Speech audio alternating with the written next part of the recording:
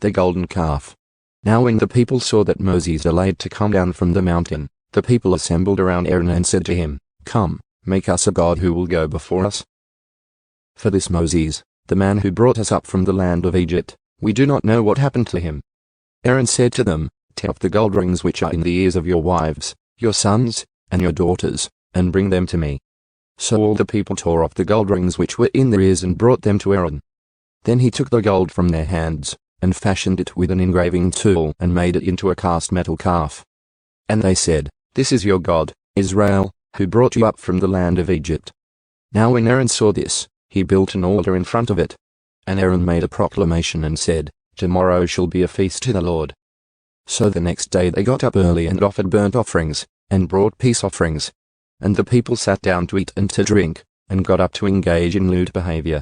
Then the Lord spoke to Moses, "Go down at once, for your people, whom you brought up from the land of Egypt, have behaved corruptly. They have quickly turned aside from the way which I commanded them. They have made for themselves a cast metal calf, and have worshipped it and have sacrificed to it and said, 'This is your God, Israel, who brought you up from the land of Egypt.'" Then the Lord said to Moses, "I have seen this people, and behold, they are an obstinate people. So now leave me alone, that my anger may burn against them and that I may destroy them, and I will make of you a great nation." Moses' plea. Then Moses pleaded with the Lord his God, and said, "Lord, why does your anger burn against your people whom you have brought out from the land of Egypt with great power and with a mighty hand? Why should the Egyptians talk, saying, 'With evil motives he brought them out, to kill them on the mountains and to destroy them from the face of the earth'? Turn from your burning anger and relent of doing harm to your people.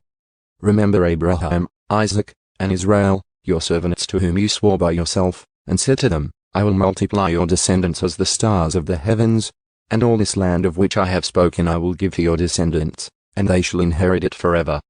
So the Lord relented of the harm which he said he would do to his people. Then Moses turned and went down from the mountain with the 2 tablets of the testimony in his hand, tablets which were written on both sides. They were written on one side and the other. The tablets were God's work, and the writing was God's writing engraved on the tablets. Now when Joshua heard the sound of the people as they shouted, he said to Moses, "There is a sound of war in the camp." But he said, "It is not the sound of the cry of victory, nor is it the sound of the cry of defeat. But I hear the sound of singing."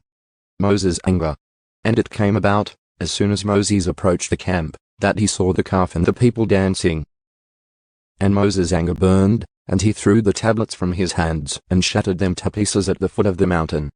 Then he took the calf which they had made and completely burned it with fire, and ground it to powder, and scattered it over the surface of the water and made the sons of Israel drink it.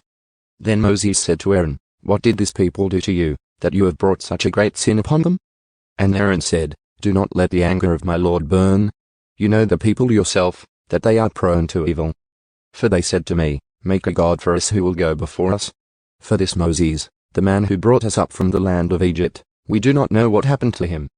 So I said to them, "Whoever has any gold, let them tear it off." Then they gave it to me, and I threw it into the fire, and out came this calf. Now when Moses saw that the people were out of control, for Aaron had let them get out of control to the point of being an object of ridicule among their enemies, Moses then stood at the gate of the camp, and said, "Whoever is for the Lord, come to me." And all the sons of Levi gathered together to him.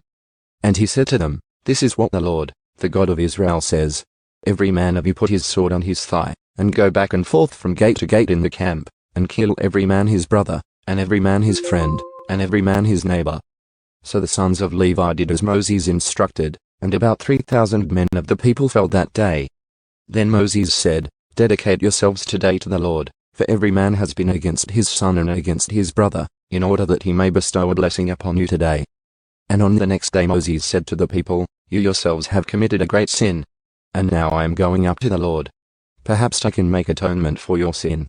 Then Moses returned to the Lord and said, "Oh, this people has committed a great sin, and they have made a god of gold for themselves.